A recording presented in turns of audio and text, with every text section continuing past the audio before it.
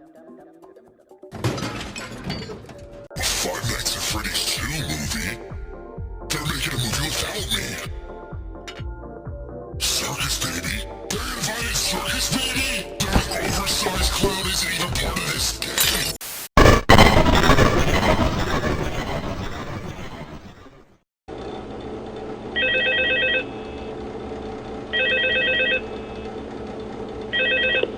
What's going on, everybody? Merry Christmas from the Blue Goon.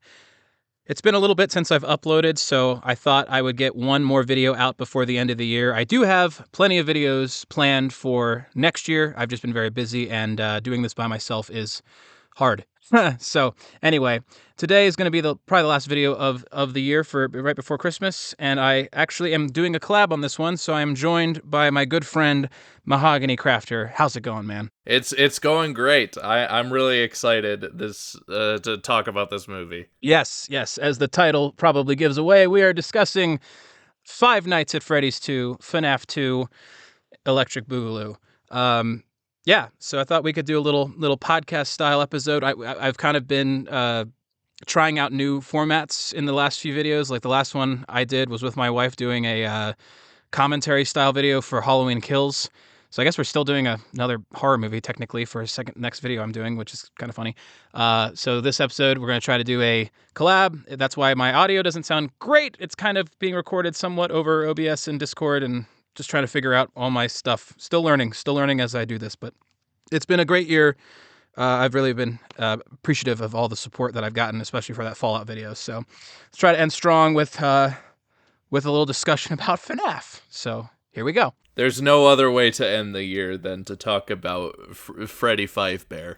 I think we're gonna talk a little bit about the movie itself, our thoughts, and then we'll try to dive in then more to lore stuff, because you are somewhat of a FNAF theorist yourself, right? Oh yes. My famous Springtrap was in the walls the whole time video it's getting close to 100,000 views now.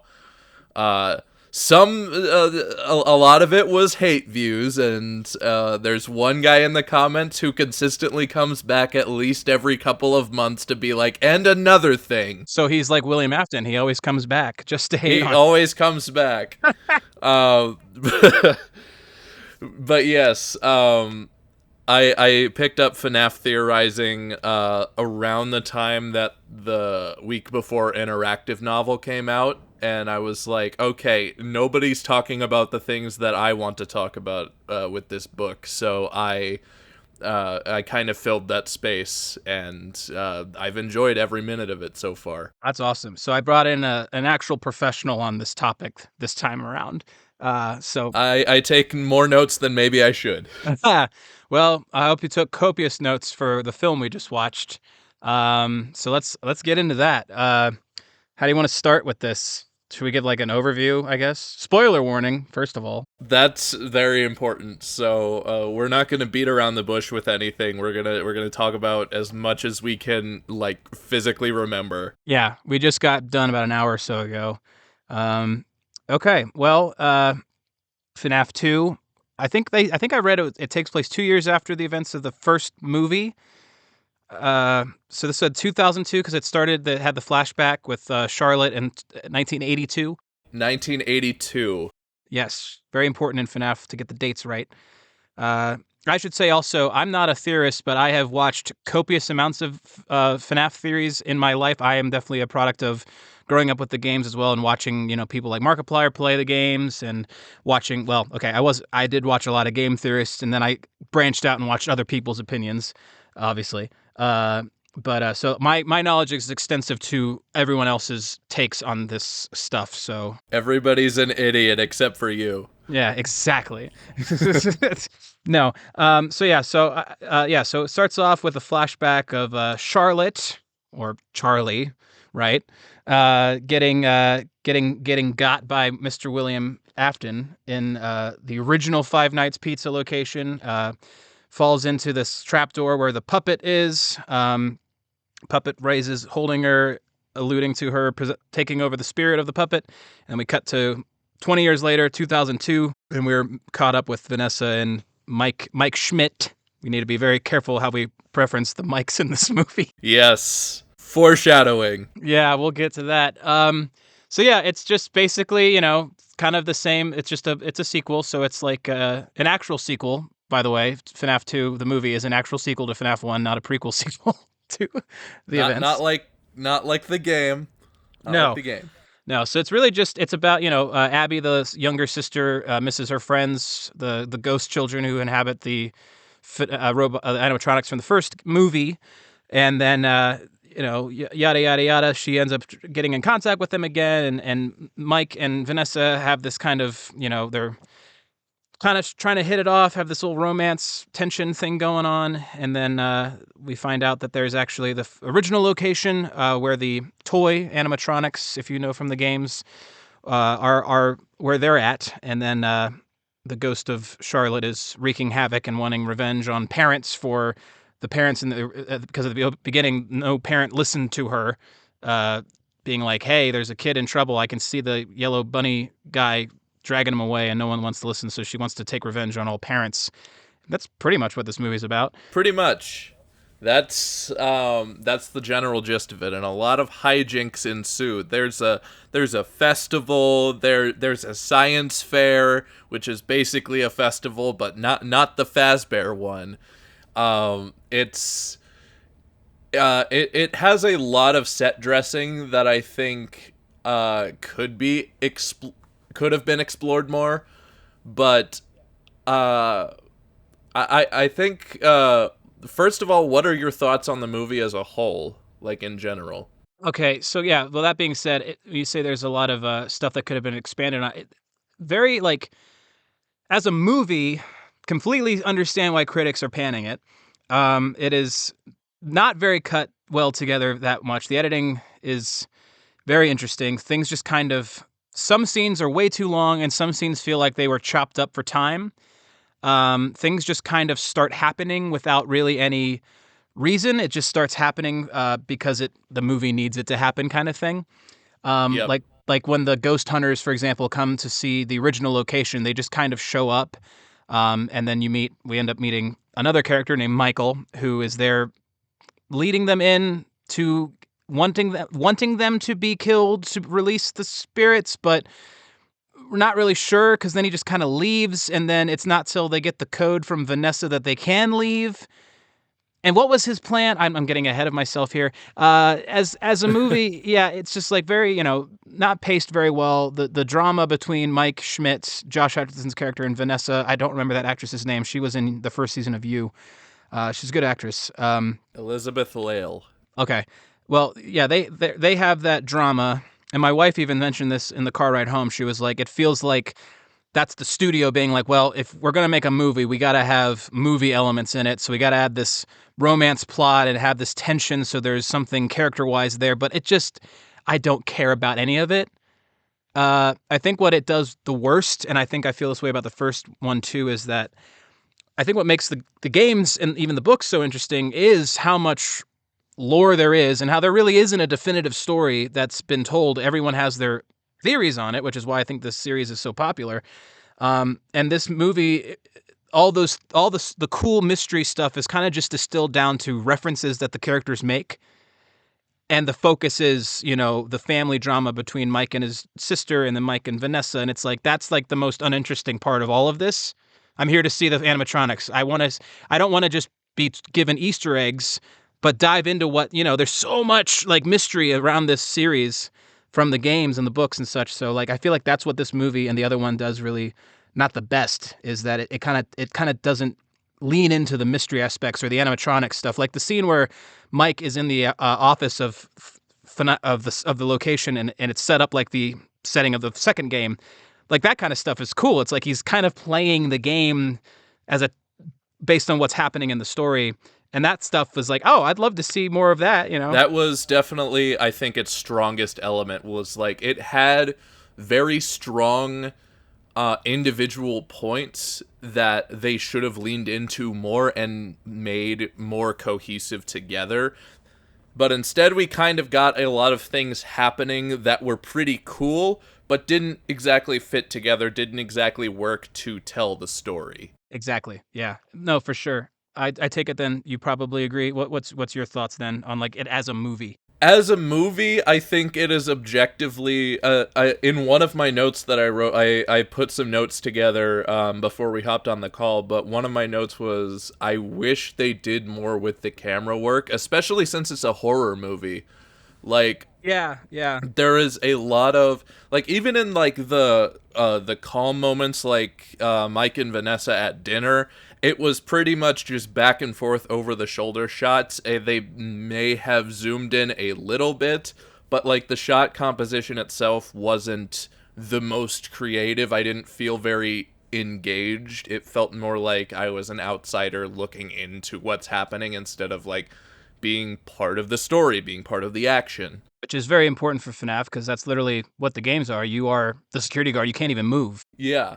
And that I think is why the scene where Mike actually plays FNAF 2, that's why I think that was one of its strongest elements, because I actually felt like pulled into the action. Like things were happening that obviously I remember from playing the game, but things were happening that actually have some tension, have some stakes, because if Mike lets one of the animatronics get to him, like, half the town dies. I think I agree with that, and I think that's why I keep forgetting this is technically a horror movie. I was talking about that when the trailers were playing before the movie started. It's like we're obviously getting a bunch of horror movie trailers because this is a horror movie, but it's not. I mean, there are jump scares, sure, whatever, but it doesn't feel like a horror movie in the sense that because I know FNAF are horror games, but it doesn't feel like one. You know what I mean? It's like it's kind of gone beyond that now. Yeah. It's like a murder mystery drama kind of, series at this point as far as how people look at it. At least that's how I feel about it. But yeah, I think you're right, and I think that's why it's like as a horror movie, it's not a good horror. There were some creepy shots. There were some like creepy like use of like, people like in the background. The part where the marionette first comes out of the box in present day when the one ghost hunter turns the music box off, and it's like actually quite silent and the box is just opening and it's just like rising out. That was pretty good. I always think less is more in horror stuff. Jump scares I don't feel like are ever that effective. It's like, yeah, it makes you jump, but it doesn't leave like a lasting, lingering feeling of like of fear, I think, which is what a lot of modern horror movies do, is just the loud noises and the quick images to make you in the theater go, oh, whoa, and then you forget about it. But that scene, I'm like, yeah, that was kind of cool. That was kind of creepy, where it's dead silent, just slowly rising out of the box. Like, oh, that's subtle. I like that, Yeah, I think the entire sequence where the ghost hunters are killed in the Freddy's original location, I think that's done very well. The thing that like is the drawback for me is character motivation for Michael, because he does all of these things and it's like he says towards the end of the movie that his whole motivation is to continue his father's legacy.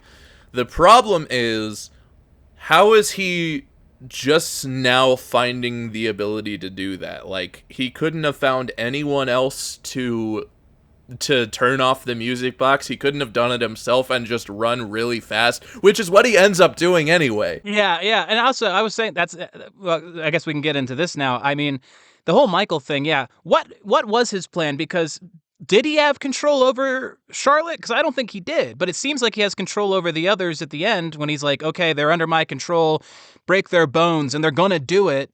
And then the other, animatronics come in and stop them. But then after they all leave, the puppet comes back around the corner and grabs Vanessa. So it's like, did he have, he says when he leaves at the beginning, when he runs away, he says, oh, welcome back, Charlotte. So like, clearly this was what he wanted, but it's said through the whole movie that Charlotte's the one controlling all of them. And then Michael Afton comes back at the end being like, this was my plan all along. So do you have control? What was your plan? I'm with you. I don't know what the hell he was trying to do. It was very, I think it's a little confusing because on the topic of motivations, you also have the motivations for Charlie as the marionette. And like, she's very much, you mentioned this in the overview, like, she wants revenge on all parents. Yeah. That seems very general, especially because, and I thought of this, like, Vanessa's driving to that first house that one of the animatronics is located, and it takes a while for her to get there. Like, there were no parents in a closer proximity. Yeah. Like, What's that random house for? Yeah. Who are these people? And they didn't even have kids, because Vanessa asks them right after she drives into their house, is like, is there anyone else in here? And it's like, no, it's just us. It's like, wait, so they didn't even have children? So they're not even parents. So it's like, what the point? What's the point? Maybe they have a son in college or something. I don't know. These are just some freaking people. Yeah, right. No, I didn't even think of that. That's a good point. Yeah, I mean, and also, and we could talk. We'll get into comparing these characters to their game counterparts and their motivations, differences. We'll get to that. But as far as this movie is concerned, yeah, lots of lack of, and then Mike, and then same thing with like the tension before the end when Mike Schmidt, Josh Hutcherson, tells Vanessa, just stay away from us. He keeps getting really snippy at her, and she's like kind of, and it feels just kind of like out of nowhere that he's just angry at her all of a sudden. Again, it feels like that tacked on, we need to have a drama element between these characters to make this a movie. But yeah, it does feel like a lot of these, like obviously the kid, Abby, her motivation's clear. She's a young kid. She became friends with the ghosts from the first movie, and she misses them. She wants to help put them back together. She wants to, see them again. Totally understand that. Mike, her brother, Josh's character, just wants to move on, and Vanessa's plagued by dreams of her dad, which that sequence was kind of cool until I did laugh when she was like, when she sees she's in her dream, I guess, and she's seeing her dad, William Afton.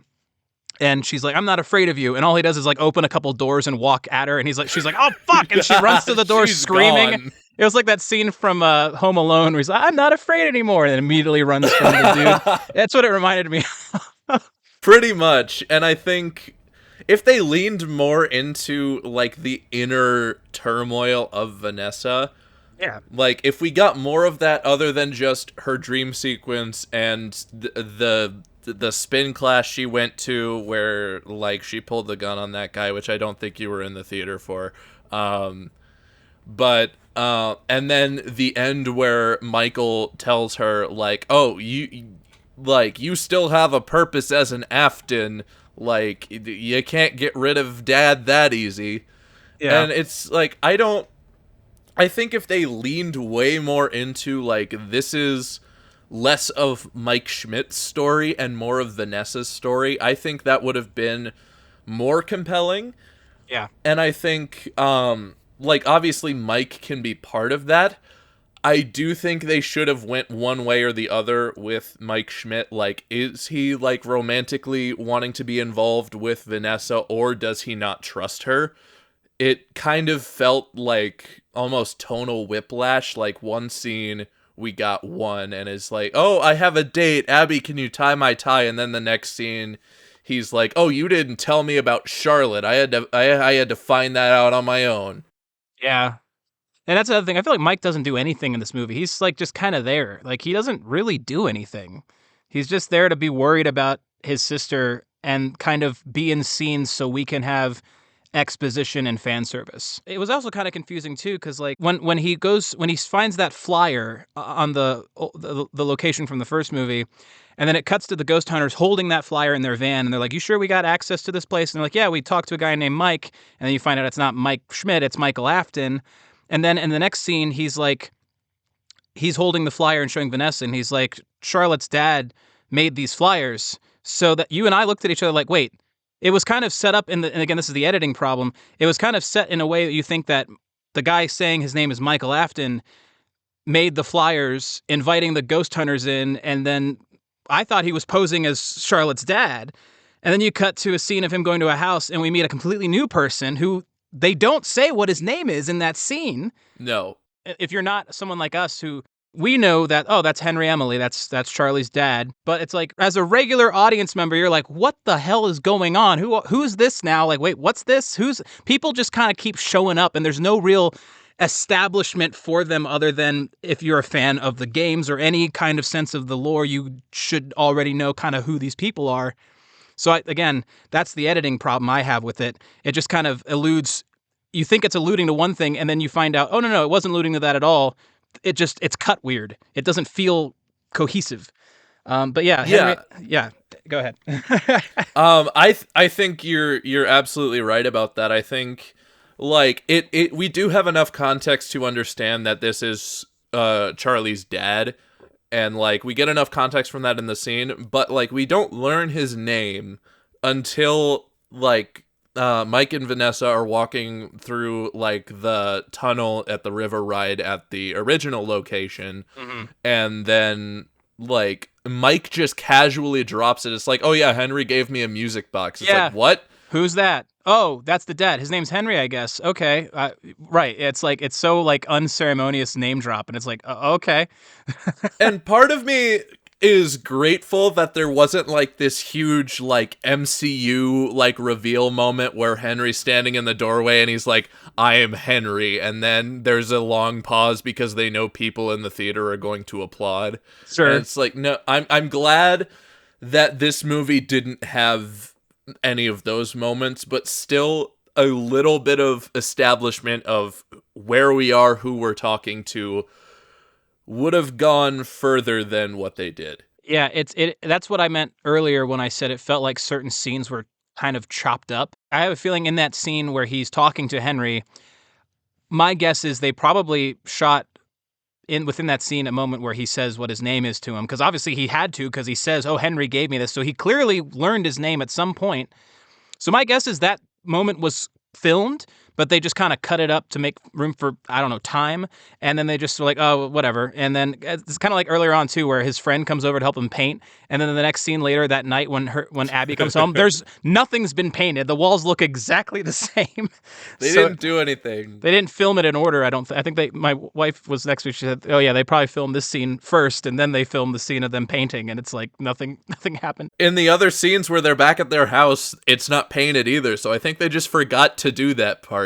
Or it's just like they painted with like bacon grease or something, because those walls were hideous. If you're just a general audience member, a lot of this stuff just moves at breakneck speeds, and there is no proper explanation for who is now being presented to us.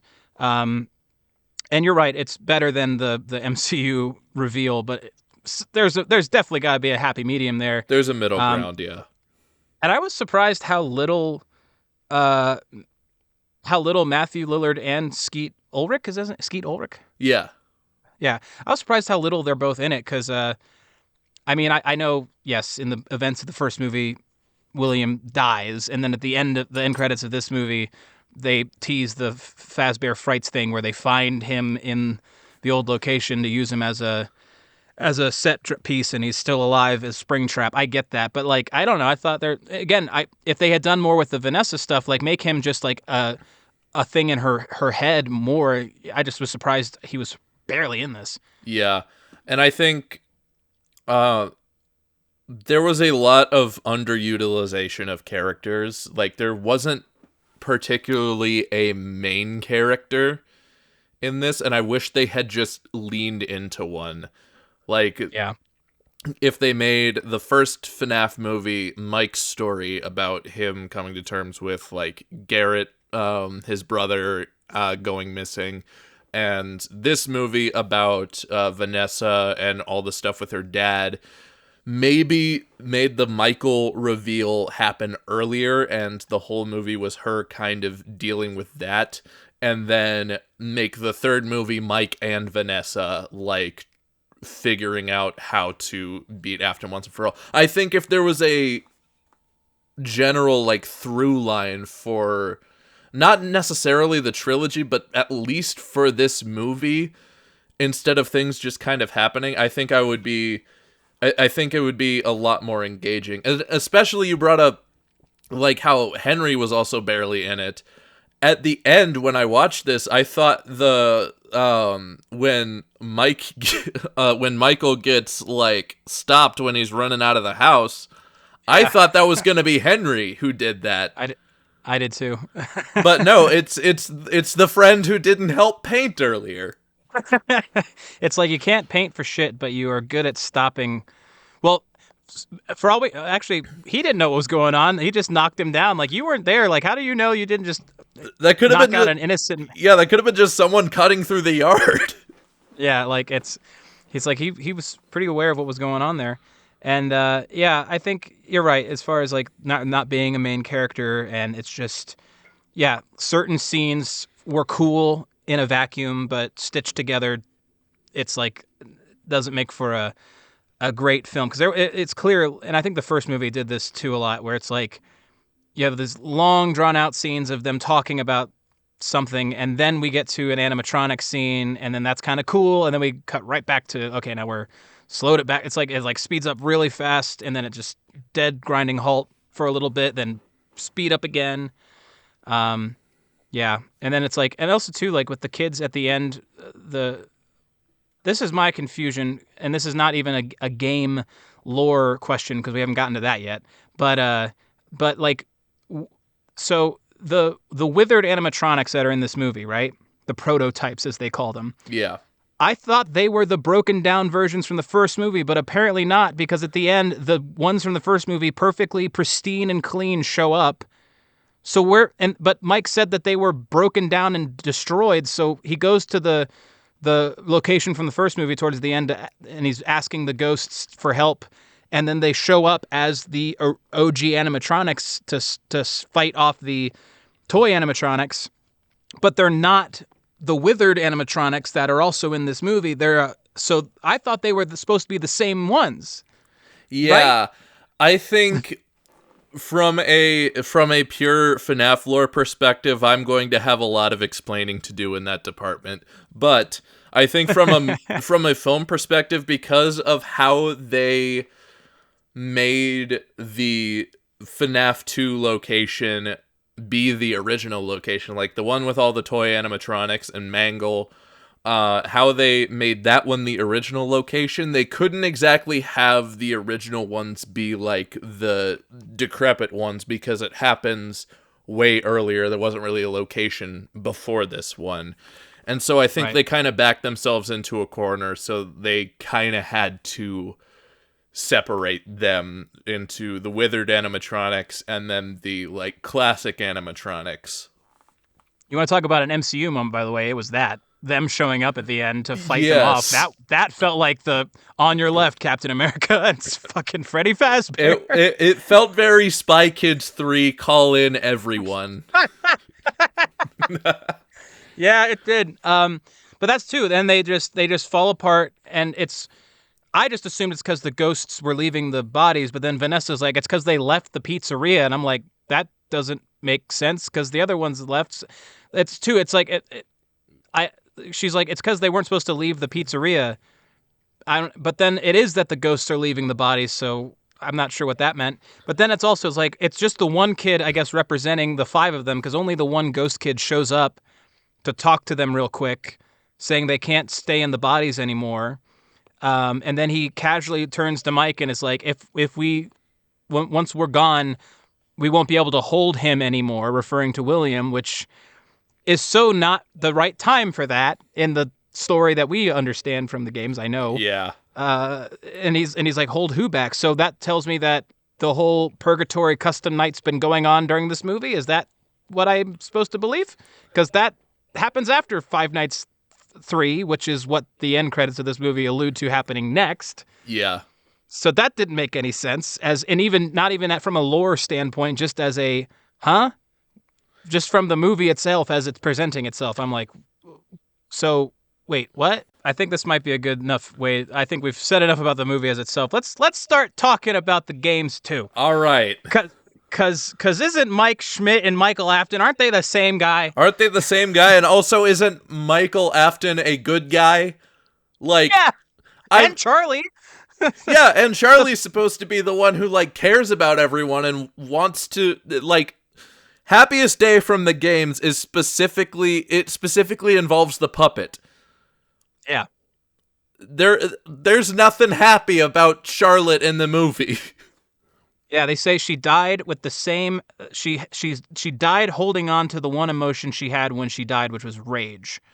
So that's why her spirit is vengeful, which as a ghost story, sure, but that's not really what her story is. And I believe even in the books it's like that, right? I haven't read the books. I won't say that. I should probably say this. I have not read the books.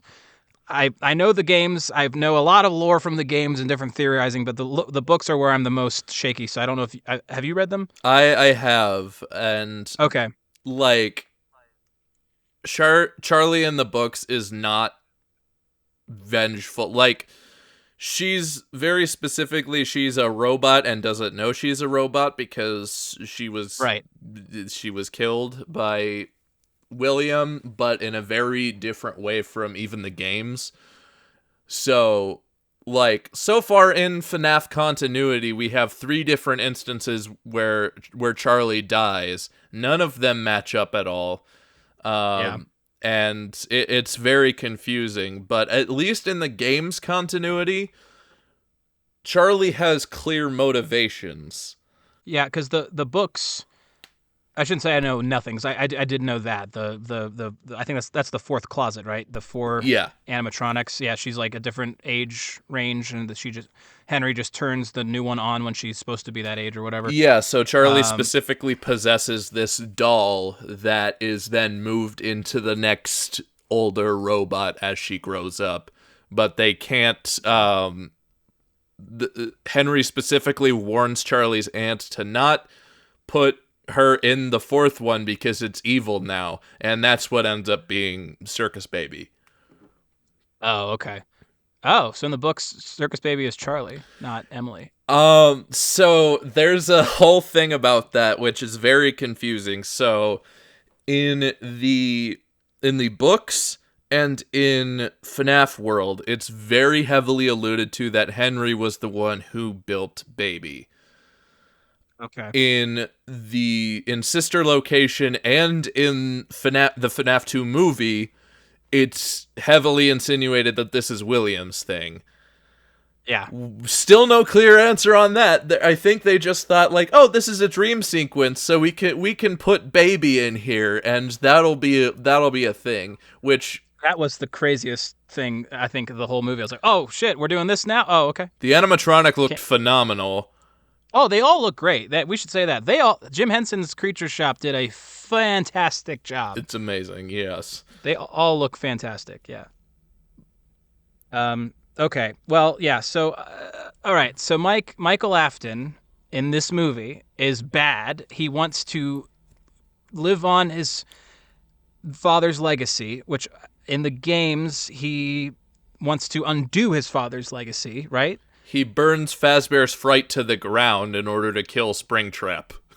Right. And maybe that's kind of, I get like also maybe Scott, I don't know how much of a writing credit Scott has on these movies. I know he's a producer.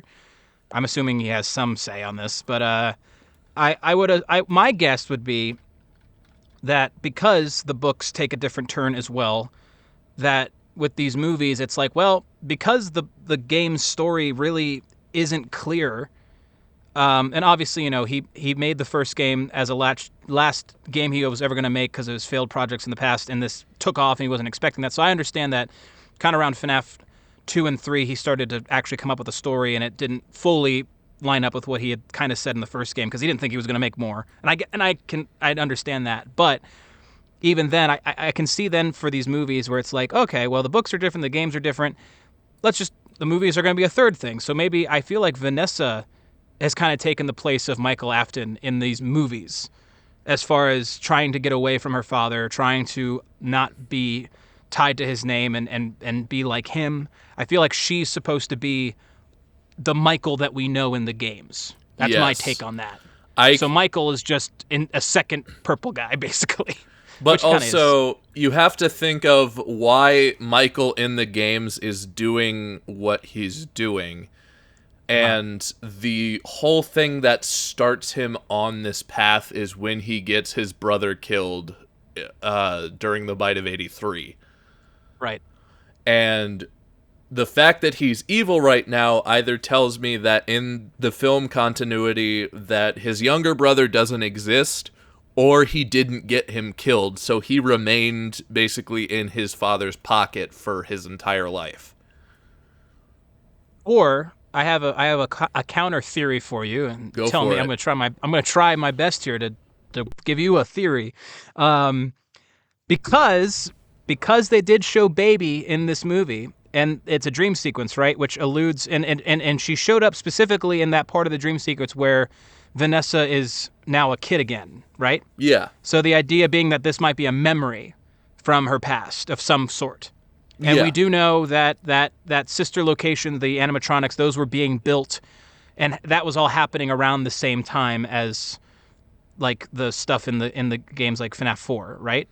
Am I correct on that? The timeline isn't exactly agreed upon for sister location. I believe something less common, that the events of sister location happen like right before the events of FNAF 2, because the end of sister location, Michael Afton says like he's gonna go find his father, and I believe that takes him to the FNAF 2 location. And then the other games. Okay. Well, then my theory is, for this movie, of why Michael Afton is evil, is there a chance that, since we've seen Baby in this movie as a cameo, is there a chance that the events of sister location have occurred already, and that's Ennard? And that's not Michael. Or it's Michael's body, but he's not in control of his faculties. Because it's not till Ennard's gone from his body, right, that in sister location that he then is like, I should be dead, but I'm not. I'm going to come find you now, Father. So is there a chance that the Michael Afton we saw in this film is actually Ennard? Oh my god.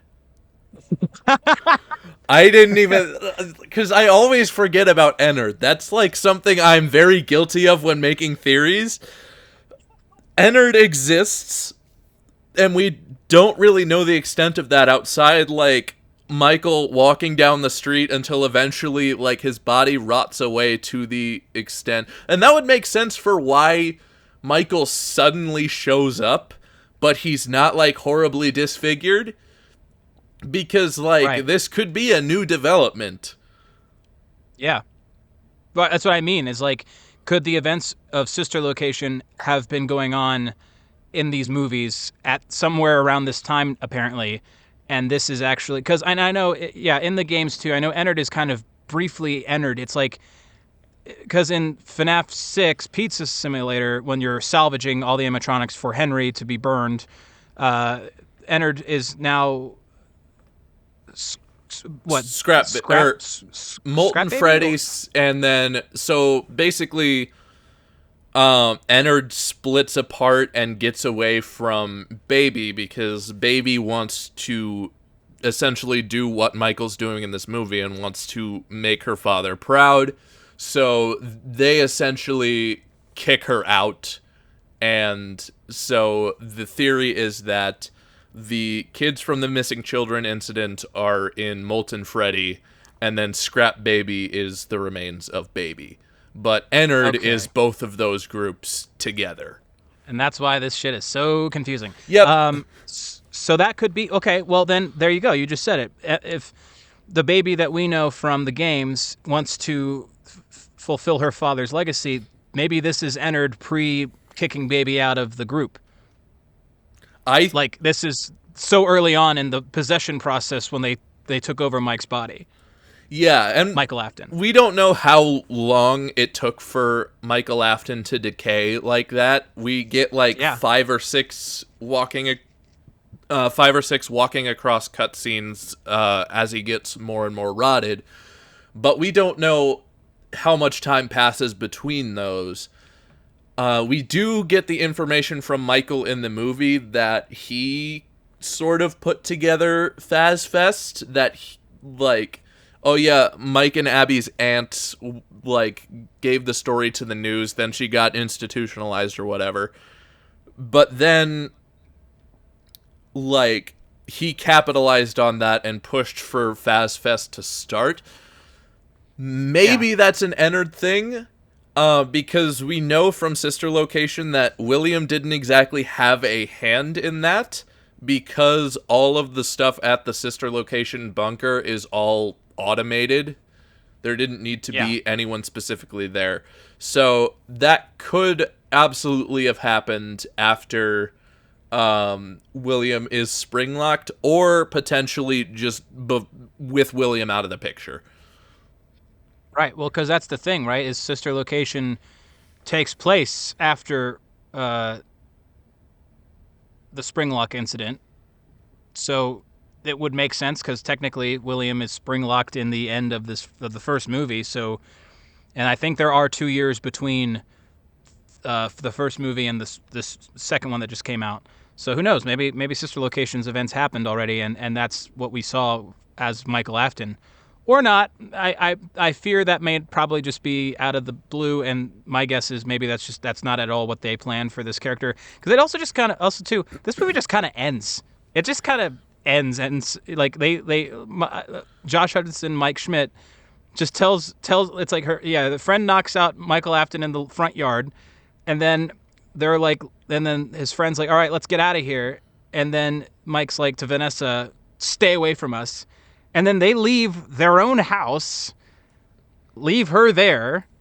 They forget the puppet was a thing because like he expels, because the puppet takes over Abby's body, his sister's body. They expel it pretty easily with the music box, and it just slithers into another room. And they shut the music box off, but it does not come back in until the end. All this mayhem of the toys getting destroyed by the OG animatronics happen. They leave. They leave Vanessa standing in the doorway, and then the puppet comes back and grabs hold of her, and then the movie's over. And it's like, what? So it just kind of ends like that. It's kind of weird. It feels like they're being very optimistic about a sequel, which, looking at the box office numbers, they are absolutely making a sequel. It's been one weekend, and they've, like, more than doubled their budget. So that's the Blumhouse model, baby. Make it for cheap and rake in the cash. Yeah, and I think Blumhouse. I think that's it very much wanted to set up as another sequel, which is why we get the mid-credit scene with the guys who put together Fazbear's Fright to go and collect Springtrap. Yeah. Also, it's funny how they go back to that location okay, so here's my other nitpick continuity thing. The building from the first movie is still here, right? And someone clearly went in and cleaned out the animatronics, but William's just back there, and it's not like he died in the hidden room like the game, so no one knew to look for him. Yeah, he died out in the middle of the show floor.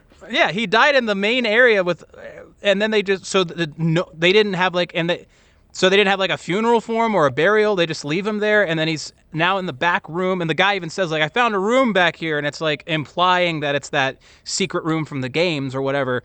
But he didn't die back there, so like, who moved him or who didn't move him? Like because Abby goes back there and the animatronics are gone. So who moved them and moved what? Like I mean, maybe I don't know. the original 3 animatronics minus Foxy are still on the stage, but they're like evidently empty. Like there aren't any souls there. But if I remember correctly, there is a post-credit scene or a mid-credit scene in the first movie where I could also be remembering this wrong. It might even be from the novelization of the movie. There's a novel of the movie? I didn't even know that. There is. So the kid who possesses Golden Freddy is essentially puts him in like a janitor's closet. Okay. So that's how that gets moved. But even so, that's not a hidden room. That's just a closet, and that's not where they find him. Right. So yeah. Oh yeah, I forgot about Golden Freddy was technically in the first movie. Yeah. The Luke Skywalker kid. Yeah. Right. Which in the book is, or excuse me, in the lore, I know is either Cassidy or also Cassidy and the Crying Child. At the same time, right? But like also potentially Andrew, because Andrew is there's a Fazbear Fright story called The Man in Room 1280, and it's basically a hospital room, and there's a man burned alive in there, still hanging on to life. That is later revealed to be William. But he's not able to move on because this spirit named Andrew is latched onto him and not letting him move on. So that triggered people's like theory brains being like, well, maybe Andrew's the vengeful spirit, but in the games we have Cassidy, and it's like none of this makes sense. But also the crying child potentially possesses the plush, which is placed inside of the Golden Freddy animatronic, which, by the way, Golden Freddy was not in this movie. No, he wasn't. Not at all. The kid was, but not the animatronic, not the suit, not the... Yeah, he was just gone.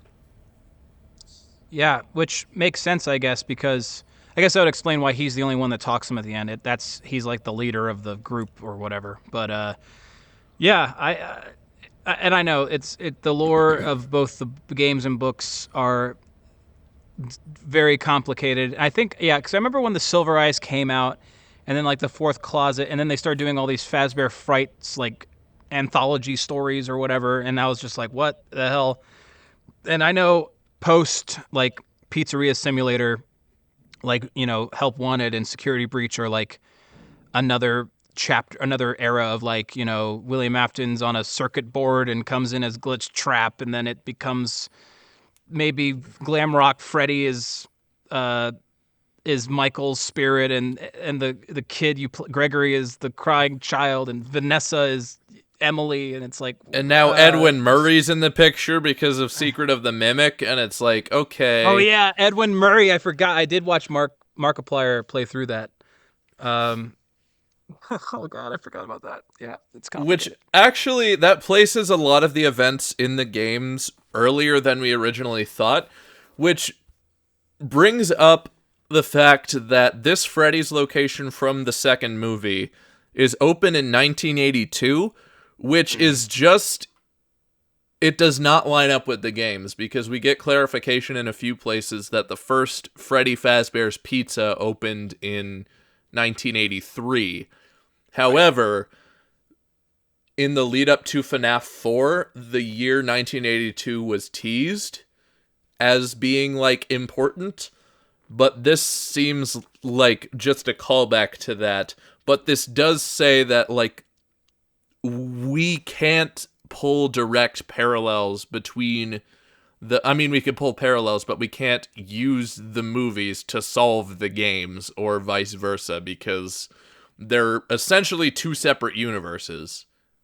Right. Yeah. I think, yeah. And you know, I think that's kind of like what I said at the beginning of this, is that I think that is what these movies, unfortunately, why I would place them as the weaker of the three. I guess if you want to say like books are one, games are one, movies are one, like they're three separate things.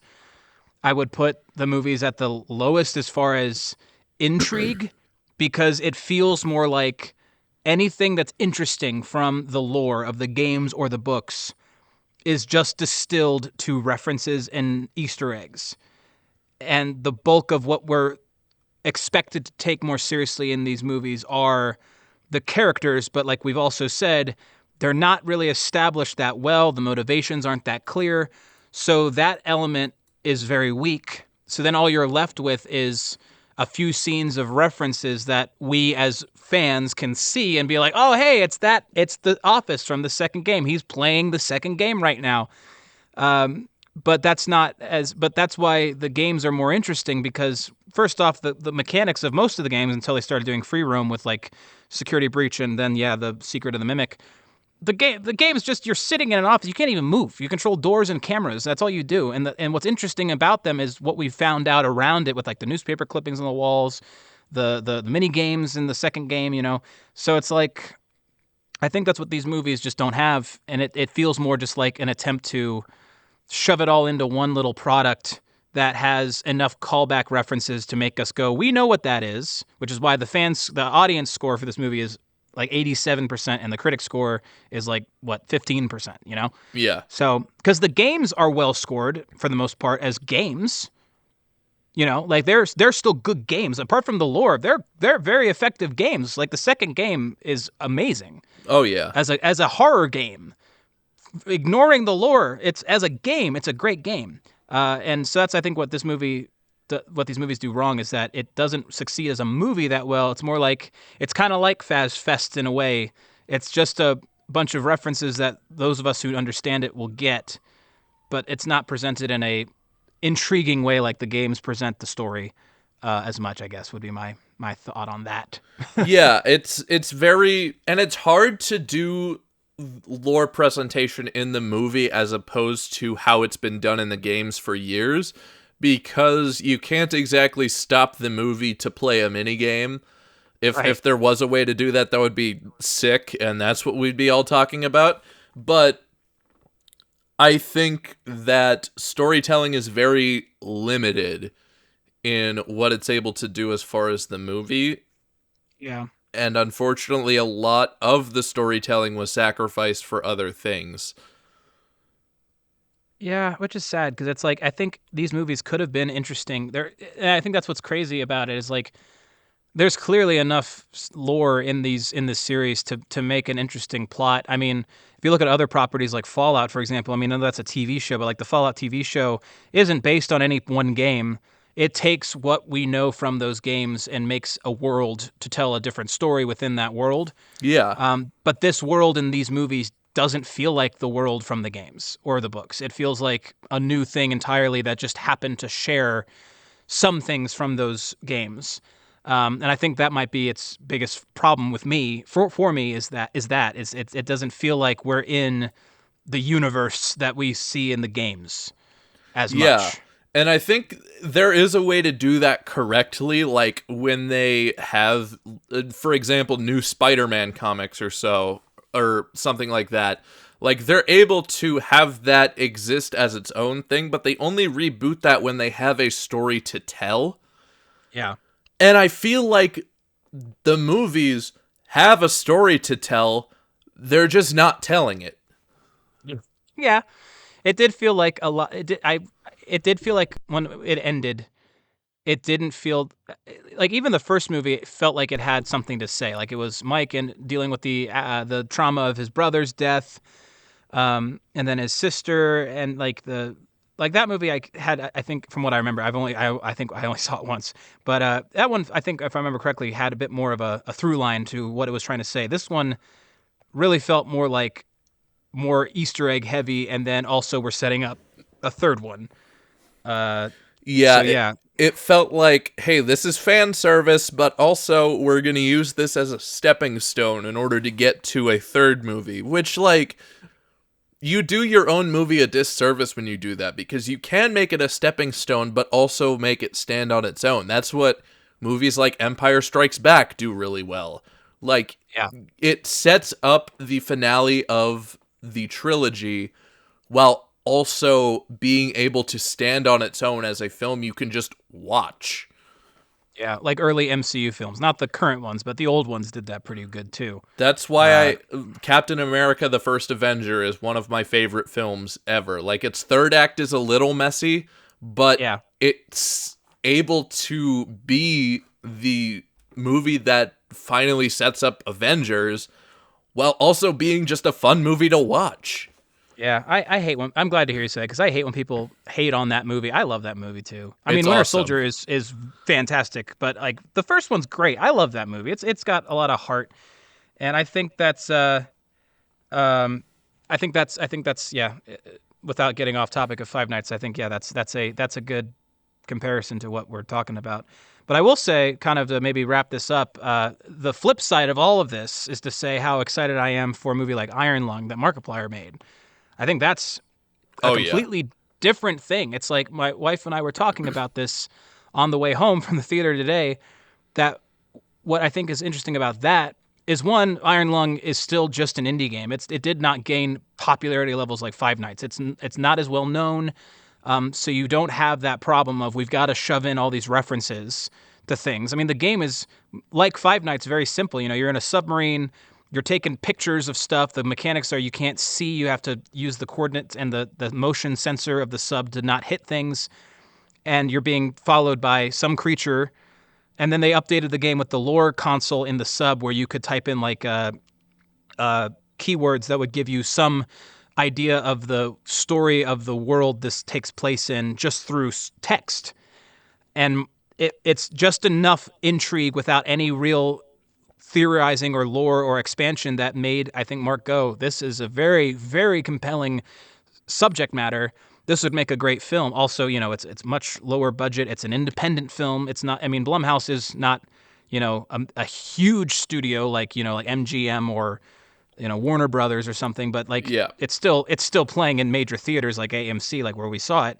But then you've got like Mark's movie coming out, and it's just in local independent film houses. Like, there's one theater in Cincinnati that's showing it when it comes out in January. So like that, I think, is the flip side of this, where it's like that's going to be a video game horror movie, but I already can tell it's probably going to be way better than this, even if it is cheesy, which I'm sure it probably will be in some ways.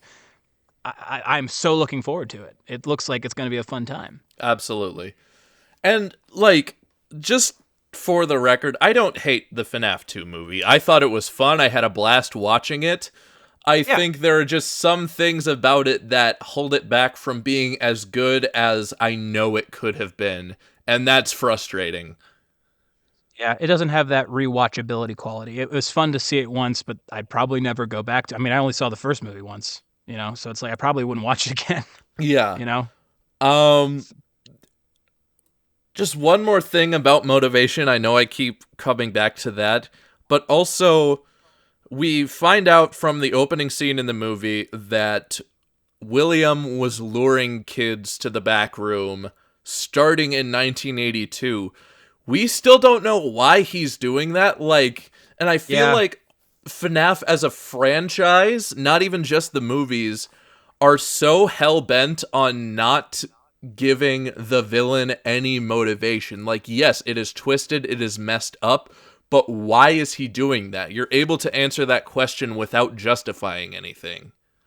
That's true. I do agree with that. Like, I don't think we've ever really known. I mean, I know Matt Pat made a theory on, like, I know he did his like final timeline video before he quit the channel. And I know he tried to explain it like, it was spawned out of jealousy and for Henry, and then his animatronics ended up killing his son, and it was spurred on from a hatred that was brewing of the events happening in his life or something. Right, and then the one thing that has always irked me is that, like, the fourth game, we get the "I will put you back together" line at the end. Most people will connect that to William, and he also says that in reference to Baby, I believe, or he tells Michael to go put Baby back together in Sister Location. So he promises to put two of his kids back together. That is motivation in my mind if he starts off as a well-meaning guy, but has these tragic events happen, and in order to bring his kids back, he has to do something absolutely egregious. It doesn't make it right, but he is willing to hurt other people in order to save what he loves. But that has been, like, thrown out the window with modern games and the books and stuff, because they're like, oh, well, he's just a bad guy. He doesn't care about anyone except himself and his experiments, and that's not a compelling character. Yeah, not very interesting. It was interesting, too, yeah, like when he was doing it to look for remnant. It Yes. was remnant farming, basically, and that was his whole purpose. But yeah, if now it's just like, oh, he's insane. It's like, okay, that's not as fun, Yeah. or interesting, or like you said, compelling. And yeah, it's like, and too, like from even like these movies, it's like in the first movie, he's the job guy. Yeah. That Mike goes to. Like, what's he doing there? What? I'm not. I don't have time to talk about the first movie. How is the but- one employment office he goes to the one that has the guy who kidnapped his younger brother? Doesn't. Yeah. That's awfully convenient. Yeah, unless William planned that. I don't know. It's like, yeah, I think that it does feel, especially in these movies, more like he's William Afton. You already know who this guy is. We don't need to dive any deeper on that. He's a bad guy, puts on a yellow rabbit suit, and he kills children. That's all you need to know. Yeah. And it's like, okay, but that's the interesting stuff. Like, do more of, explain that more, please. I don't want to just watch a lazy comedy scene of them at dinner with a waiter wiping the crumbs off the Oh table. my like, gosh, can I we forgot skip about ahead that. of this, please? He's like, yeah, they just love doing that here. I'm like, why do we need to know this? Yeah, my favorite moment, though, the best fan service, I think, was when Balloon Boy shows up and Mike just immediately rips his fucking head off. Decapitated that bro. Oh my god. They know we hate that guy. Like, Mike did what we all want to do to Balloon Boy, and I think that's what matters. Yeah, that was worth the price of admission. Oh, easily. Well, yeah, price of half admission because our tickets were like half off today, and I am an AMC's A-lister, so my ticket was free. That's just because I pay for a well, I don't watch enough movies in a month to make my subscription worth it. So in reality, I paid for this ticket double price last month for. I need to cancel that, probably. I should probably cancel that. I don't really go to movies enough to justify it. It was good while it lasted, though. You got this movie out of it. Yeah, that was all it was for. And with and then before we know it, Netflix and Warner Brothers will take over the world, and we'll just be watching We'll be watching the Batman 2 on Netflix. Can't wait for that. Wow. Anyway, and on that note, I think we're done here. I think we've said what we need to say. Yeah, absolutely. Well, thank you for joining me today. Appreciate the collab. We got to do this more often. I like this format a lot. Absolutely. This was a lot of fun. Yeah. All right. Well, Happy New Year's to you all. Happy holidays. Hope you have a good one. Be back in 2026 with some new content for you. Back to the scripted format for sure.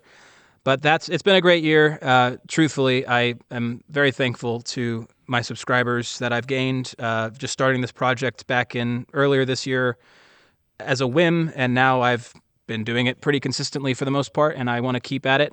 So, yeah, thank you very much, and I'll see you next year.